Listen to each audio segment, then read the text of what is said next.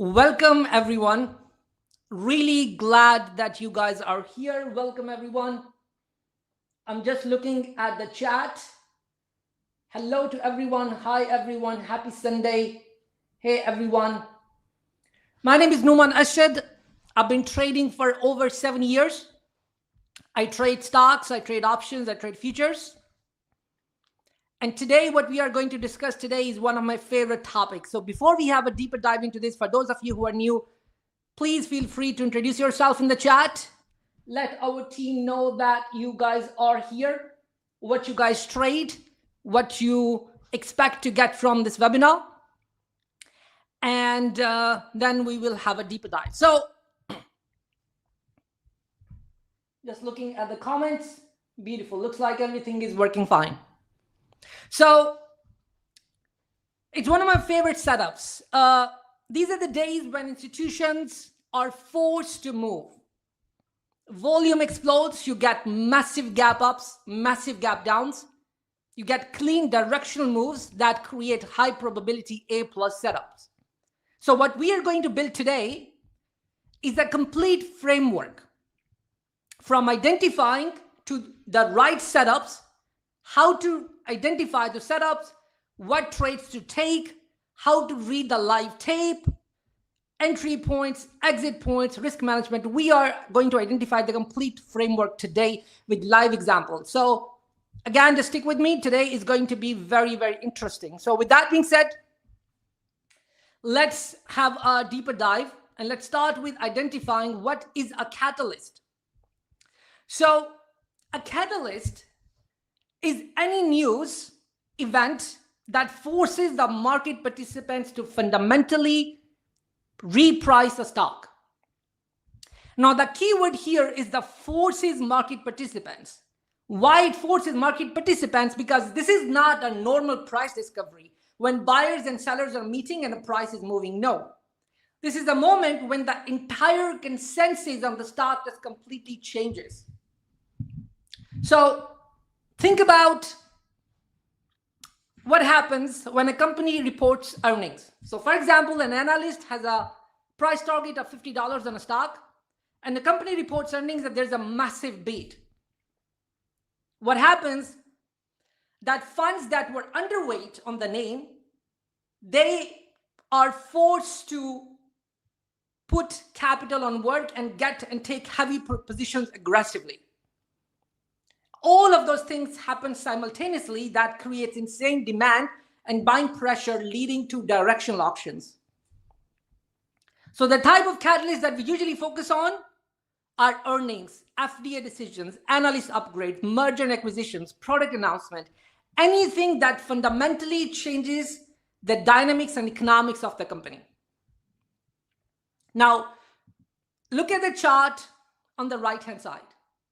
What do you see? Now, again, just stay with me. We're gonna go to the live platform on Thinkorswim, and we're gonna go through some very, very interesting examples and actually identify some plays which are coming for the next week. So what do you see? Just for understanding purpose, you see the price being completely flat. Suddenly something hits and we get a massive, massive move higher along with the volume. Look at the volume activity and look at the price activity. So these are the days when you see great A+ setups and very nice trading opportunities. Now, before we actually have a deeper dive, let's first of all understand why catalysts create opportunities. So there are three major reasons why these opportunities are created. Number one, institutions enter aggressively. That is what a directional auction is in the order flow language. When a catalyst hits, institutions aren't reacting. They're committing capital aggressively in one direction. We're talking about hundreds of millions of dollars. That creates strong directional move and strong buying pressure in one side. Number two, liquidity zones get swept. Now, what do we mean by liquidity zones? So imagine that a stock is in a downtrend and has been shorted heavily. What happens? A lot of shorts have built up heavy positions. Now, when a positive catalyst hits and the stock gaps up, you have those shorts that are piled up, they start getting out as soon as possible. They have those very, very strong liquidity zones, very, very strong liquidity levels, which start acting as a magnet, and the price goes into squeeze mode. So that is something which creates an insane opportunity. And I think on Monday, tomorrow, we are going to get a very, very nice play on a stock which got a news just on Friday. We're gonna have a deeper dive on that later on. And the last one is the retail institutional flow. They align. What do we mean by that? We already discussed that institutions, they start putting heavy money. And with institutions, you also have retail putting that capital in the same direction. So when you have all the participants putting the capital in the same direction, again, that creates demand, which just keeps on going and going and going. So with that being said, let's look at how to identify and how to prepare yourself in the market. Preparation. Now, preparation this is where most traders fail. They see a big move at 9:30 and react emotionally. We want to be fully positioned mentally before the bell even opens. So that's why pre-market preparation is the most important thing before the session opens. Now, step one, you got to scan for movers with news that have a gap higher or gap lower. And most importantly, you can verify that news. Now, I personally do not trade OTC stocks. I do not trade micro companies or small companies, whatever you want to call it. So if you focus on big mega caps, usually the catalysts are verifiable, which means that the news are big headlines, usually running on all the outlets. But if you're looking at small companies, these days the misinformation is just everywhere. So before you actually take a trade, make sure that you can identify or you can verify the news. And again, this point is extremely valid for small caps because there's just a ton of FUD out there. Step two, and this is the most important part, guys, RVOL, relative volume. Now, what exactly is relative volume? Let me explain that to you guys very quickly. A volume in general, I think pretty straightforward, you guys know. So on average, if a stock is trading 5 million and on the catalyst day, it's trading 10 million, that is your relative volume. You are measuring the volume of the current day relative to the previous sessions. Why relative volume is important? Relative volume is important because volume signifies activity.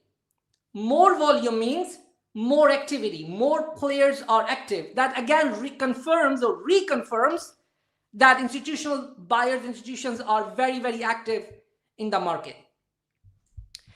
And the last one, you gotta identify the levels that you are paying attention to.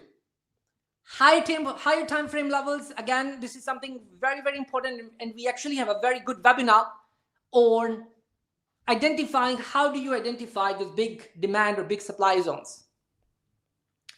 But the typical ones are previous day lows, previous day highs, pre-market lows. The typical zones which are extremely, extremely important, right? Now, what are the triggers? Now, again, guys, just stay with me. We're gonna have a deeper dive into live examples and showcase you guys when these things kick in. But I just want to introduce you guys, first of all, to these terminologies. So once we go through the examples, you are able to understand what we are talking about. So the triggers, first of all, if there's a gap higher or a gap lower, right? Wait, this thing is not working now. It should work. Okay, let's see. There's a gap higher and then there's some sort of consolidation. This is the thing that you guys should pay attention to. That is where the stock is making its base during the pre-market. That base area means high volume activity happening. That base area means, for example, in this scenario, buyers defending the price, and that's what becomes Extremely, extremely important reference point for the session. You do not want to enter in an initial spike. That is the worst thing that you could possibly do, and that's where a lot of traders lose a lot of money. You have a usually, and I see that happening every other day. The stock opens up with a 10% gap. Retail is watching. 9:30, boom, first candle in. Okay, I mean it's gonna run. What happens? Reversal, complete reversal. And why those reversals happens? It's because all the folks who have built their positions and who have traded in the pre-market, and guys, institutions and big traders, they trade pre-market. They take money when the session opens. They take profits. So at the session opens, you do not have any direction on the session. You do not know where the session could possibly go. So you want the stock to create a base after the breakout in the pre-market, right? Number two, your stop should be below the consolidation low. So in this scenario, sorry, my drawing is a little bit shitty. So let's draw it once again. Let's say this is a gap higher. Let's say this is the consolidation, and let's say this is a market open. So let's assume that this is the zone that you have identified as the base. So your stop should be lower somewhere here, right? And your target somewhere here. Now that to me is an A plus trigger, an A plus opportunity, and A plus entry and exit point. Why? Because your stop is measured, your target is measured, your risk reward on the setup is measured, and is measured in a very, very clean way. All right, now I'm just making sure, I'm just looking at the comments just to make sure that things are working fine. All right, guys, can you guys hear me? Just making sure, because I think some people have written in the chat that there might be some issues with the sound. No, looks like it's fine. All right, sorry. So this is what these are the entries and exit triggers. Now let's have a deeper dive, and before we go into order flow and before we go into reading the tape, I'm going to have a deeper dive into some examples, and these are again the live trades that I took just the last couple of days. So one trade that I took, and I also did the comprehensive recap in our trading community at Tradezilla, is a short trade on ticker NVO. Now let's look at the catalyst. What was the setup? The setup was very straightforward. Drug trial results disappointed versus LLY, clear fundamental divergence. We shared this thesis in the pre-market. Stock broke year-to-date lows and flushed into lows 40. Let me actually open this. This is my TOS. And this was the day when this happened. Again, we have a catalyst. We had a massive, massive gap lower. We break the year-to-date lows, which were around 43. And we started playing in this entire 40 to 41 range in the pre-market. Now, again, this range in here is extremely becomes a very, very important reference point going into the session. Here on the upside, and here you have a reference on the downside. Now, what happens on that particular day? The session opens. Now, the gap is so big that the price action is a little bit messed up, so I'm going to zoom in. The session opens. We get a morning spike. And again, this is what we just discussed. Why are we getting morning spike? We are getting this morning spike because all the folks who have built their positions right here, they are taking some profits. They are taking some money off the table. We get the morning spike, and that morning spike gets shorted. So when that morning spike gets shorted, we get a very, very nice move into 40s, but we keep on holding 40s, unable to break 40s. Now, this is where I try to get involved in this trade. I took two trades on this particular session. My first trade was here at around 40.50s, and I got stopped out. And why I got stopped out, it was because of the second liquidity run that we went into right here, right? But given that I had a very, very tight stop, I think that trade was still not bad. Once we ran the stop loss, I got engaged here again. And I'm going to showcase you guys again this with the live entries in the live exit. In fact, let me go back to the slides. 40 identified as a major inflection point, round number, pre-market low cluster, high liquidity pocket pre-market. Exactly what we just discussed. Shorty the morning pop right here. You guys can see the example. I tried to get involved in this 40-50 zone and I got taken out. We go for a second liquidity grab / profit taking. So this was my first attempt, stop out, not even half an hour, like probably 0.2, very, very, almost break even stop. We get rejected again at 4080 to 41. Again, this area is extremely important. How do we know this area is extremely important? We identified it in the pre-market. Look at that. How beautiful it looks like. We identified this in the pre-market, right? Rejected again. And once it rejected, I took another shot right on this candle and just kept on holding. At this point, when I'm entering here, what's my target? 40s, crack of 40s. Volume slows down on the spike. On the rejection, very, very strong volume pop. And the tape clearly showcasing me that sellers are willing to take this lower than 40. So this is my thought process. Waited for buy side to stops. Heavy offer stacked, outcome 40 cracked, impulsive volume, stops triggered below the figure, and buyers absorbing at the low. So this was my trade on NVO. Again, this is a catalyst trade. And we have discussed why, to me, this is an A+ setup. It's an A+ setup because institutions are involved, because there's a high volume trading in the stock, and there's momentum.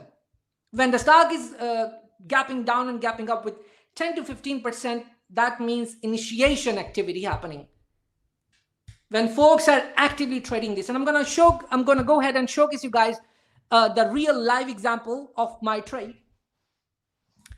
Let's play the tape. Now, my trade started at 10:09 and ended at 11:15. So it's a around quite a long trade. So I am playing this at a very, very high speed, just to make sure that you guys understand. What are we seeing here? Initial pop, rejected again in this entire 40, the level that we discussed, that's 4080, 41, right? And we fell back into the point of control, POC. What is a point of control? I think you guys already know, but just to recap, point of control is the area, is the zone where the highest volume gets traded, where that price gets traded with the highest volume. So we fall back into that point of control. We get below the VWAP. We see a lot of sell orders hitting. And again, we have a big liquidity at 40. And my target at this point is that we will clear that 40 and trade the pre-market lows and even lower.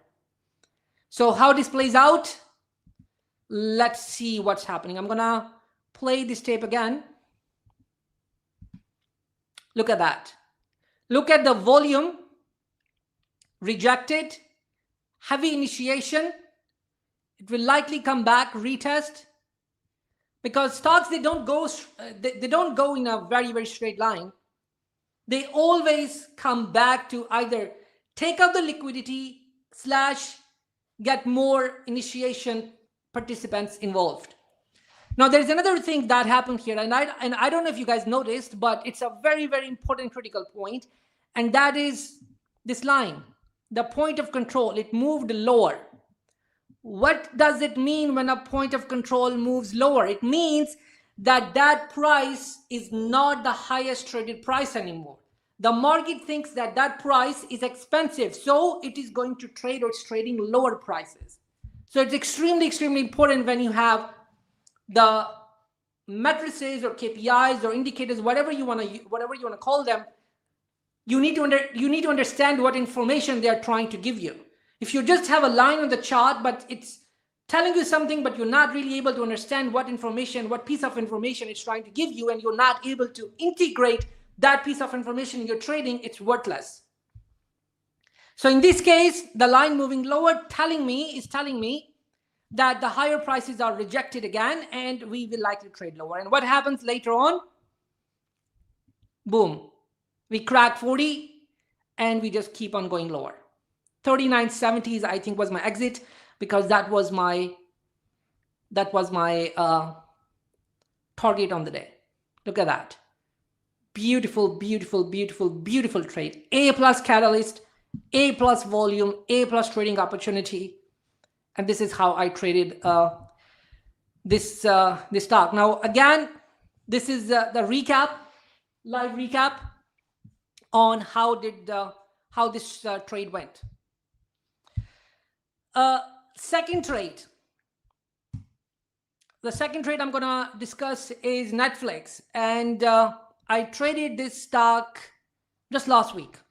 I did not take many trades last week, but this is one of the very nice trades that I took, and this was also catalyst-driven trade. Let's go back and first of all identify what happened with Netflix. So I remember the catalyst on Netflix. The catalyst on Netflix was that the WBA deal got cancelled, which was a massive pain point, which has been a massive pain point for Netflix. And it was a very, very positive, the stock reacted very, very positively in the pre-market. We got a massive gap from 80s to all the way to 95s. We opened, and the first trading day on the stock was on Netflix was very, very difficult. And difficult was because of the following reason. Look at that. We opened right before the open, the pre-market, last 5-minute candle, we print a massive green candle, take out the pre-market highs, take out the extended highs, and the first candle we reverse everything and we open at 90s. Now 90s was a big demand zone. I wanted to get involved, but when you see this sort of behavior opening, to me the likelihood that we sweep 90s just increases tenfolds. So I did not approach this in here because I was just not confident that either if we are going to take out this 90 liquidity and then reverse, or we are just going to completely reverse. And I think on this day, market was also under heavy selling pressure. But the trading on this day was very, very difficult, very slow drive move all session, all the day, with no real momentum move, right? Just what is it called? Slow moving day. So if you built a position somewhere here and put your stop loss somewhere here, beautiful. But I just decided to call it a day and did not trade. But the stock was on my watch list, and the opportunity presented the next day. And what was the opportunity? Beautiful opportunity. 95.96 was the inflection on the session. Now, how did we establish the inflection on the session? We established inflection on the session from the previous day. What do? We get a massive move lower right at the open. This is the day. Sorry, we get a massive move lower, and we start holding the 95 to 96 area. Now that holding with so strong conviction, with having the catalyst on the previous day, with the volume exploding like no tomorrow, is a confirmation for me that there's a good likelihood that we are going to make an initial run towards 98. 98 has been a very, very strong level supply zone in Netflix. So what happens? Again, I did not get involved in the first spike, and this is exactly what we discussed some time ago. Do not get involved in the first spike. This is where a lot of folks lose money. 9:30, see a green candle, boom, in second minute, lost, blown account, out, done for the day. Or they spend the entire day basically making those losses back. This is the worst thing they could possibly do. So in here, where my entry kicks in, when we start holding 95 to 96 area, this is my entry, and this is the move that I captured. So for me, it was the first day of the month, very, very conservative trading, nothing big at all. Catalyst play, these are my thought process on the trade. Retraces all the way back to 95s, mirrors prior session behavior. What does it mean that it mirrors prior session behavior? Similar behavior on the prior session, massive move lower and then buying, slow buying to the highs. Pop, massive move lower, buying to the highs. This was a pattern that I sort of recognized coming from the previous session. Now, again, these are the small details that you have to pay attention to understand what's the personality of the stock. And this is something that I have at least identified with Netflix, is that it loves to play for the first 5 to 10 minutes or 15 minutes, and then later on it gives very, very clean moves. What happens? That's a signal for me. Buyers absorbing the bid at 95, 96, same pattern as the last session, recognizable high conviction signal. Right here, this is my entry. Long of absorbed bid, very, very small risk. First trade in the morning before 10 a.m. So very, very conservative. Just $2,500 risk. Made almost 8.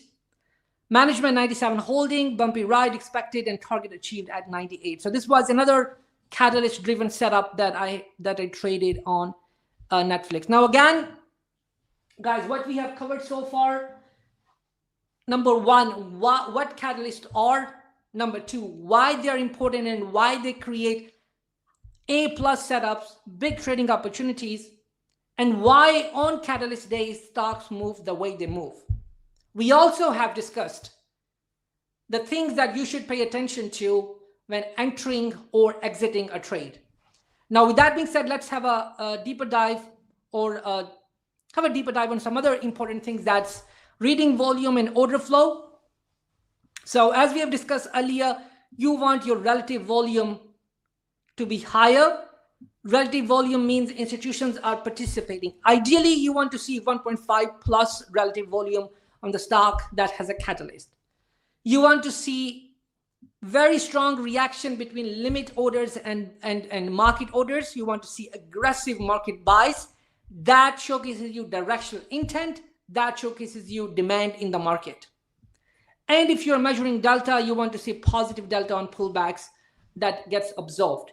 Now, this is the stock story for S&P 500. For NASDAQ, it's exactly the same, but just that the catalysts for those markets are different. What are the catalysts for S&P 500 and for NASDAQ? Can anybody answer here? What are the catalysts for NASDAQ and S&P 500? Inflation report, big catalyst for the indices. Jobs report, big catalyst for the indices. Fed speaking, big catalyst for the indices.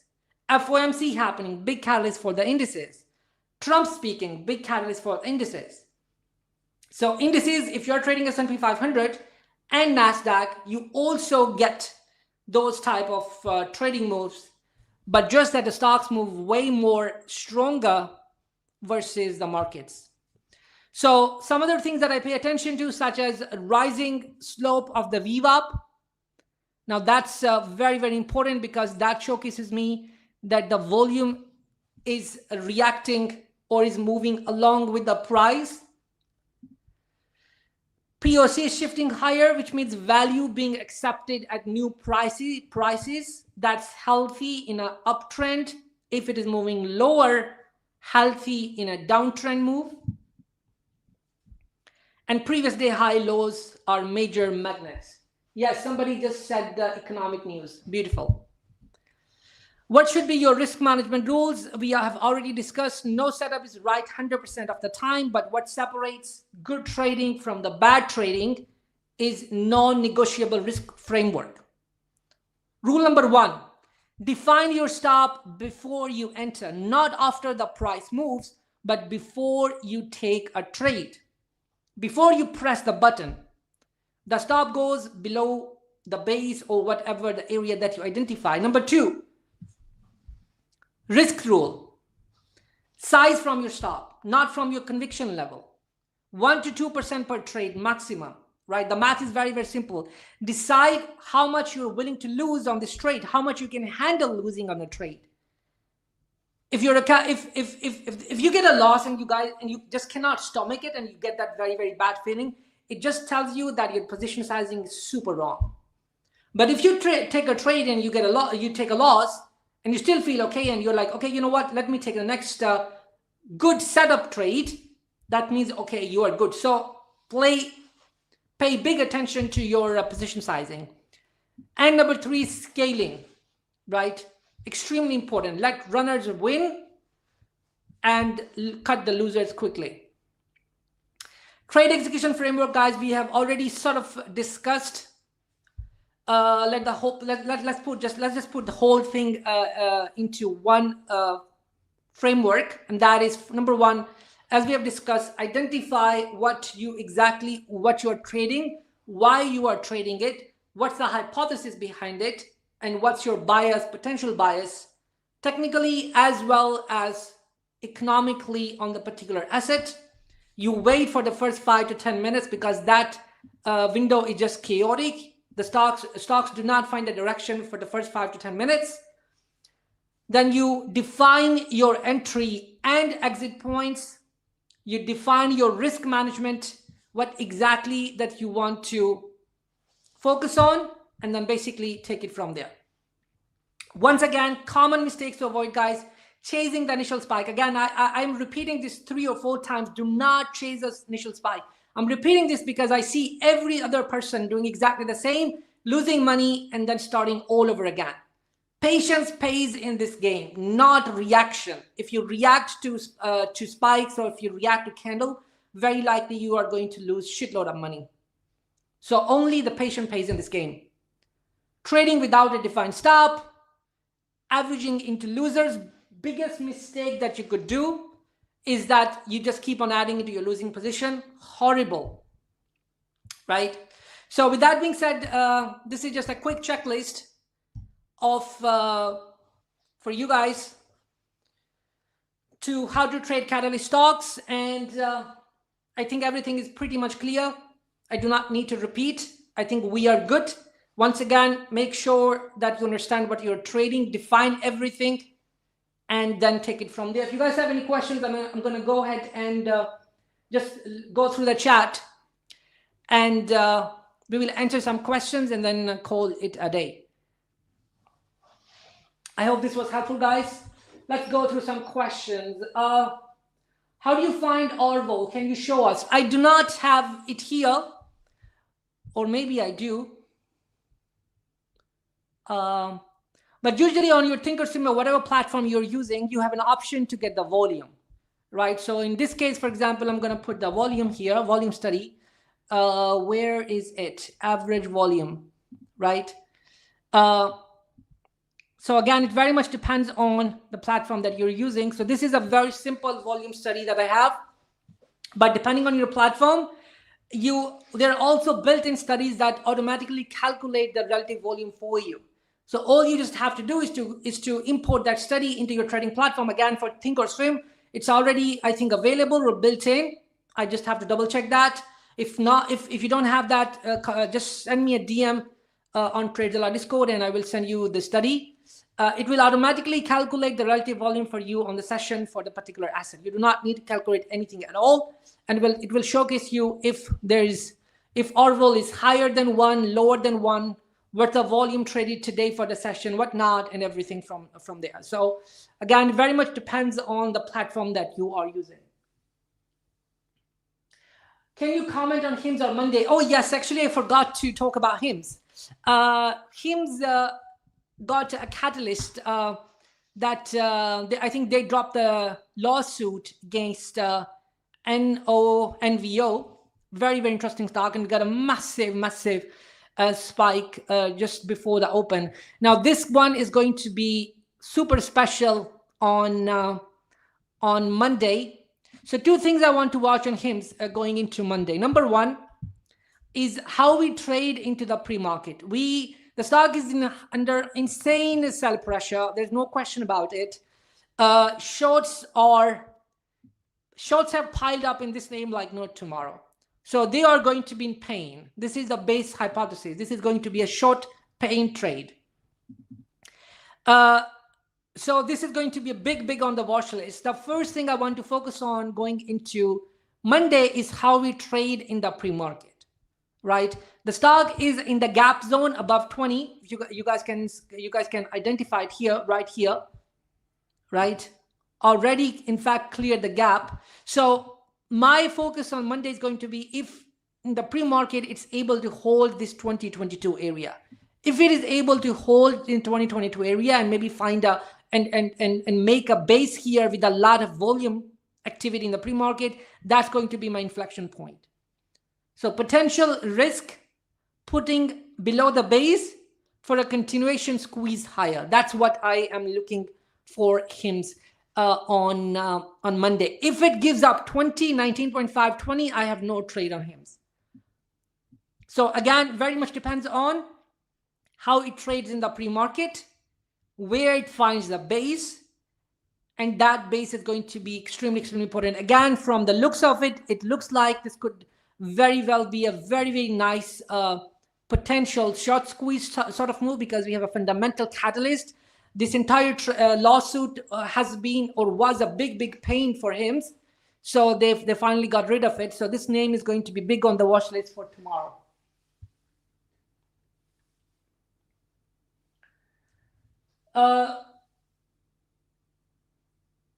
How do you find your inflection points? Can you show us? I just walked through it. Also, there is a webinar on TradeZilla YouTube which goes through how to identify your A+ setups, and that's exactly what we talk about, how we identify inflection points. So I suggest you to check that out, and if there's still questions, feel free to just DM me and I will go through that again. Do you use ATR to measure potential targets? 100%. ATR, for those who do not know, is average true range. That's what showcases you on average, based on the historical data, how much the stock has the potential to move in a single day. And it's extremely important because at the end of the day, statistics play a massive role. It's a lot of algo trading as well, a lot of institutions trading as well, sure, but also they heavily look at statistics, and ATR is extremely important, and yes, I do use it. Is there a scanner you can see which stock have a catalyst? I personally do not use a scanner because I trade major stocks, mega caps, and I trade those names over and over again. So as said, I do not particularly go through scanner or look for small caps or the stocks that value less than $50 or $60. I don't like trading them. Unless I know the personality of the stock. So I personally do not use scanner, but there are tons of services out there. I think even Thinkorswim, they have a very good scanner that you can use. Yes, FinWith scanner is also actually a very good thing to look at. All right, guys. Will it be recorded? Yes, the webinar, this will be recorded and available. Yeah, I think we have almost. I think I did answer all the questions already. If there are more questions, guys, feel free to share your thoughts or DM us directly in TradeZilla Discord. If not, I hope this was helpful for you guys, and you guys were able to get some value from it, and we're able to learn something. Before we actually finish, I'm quickly going to hand it over to Josh. Josh, I am done on the session. So if you have any suggestion, feel free.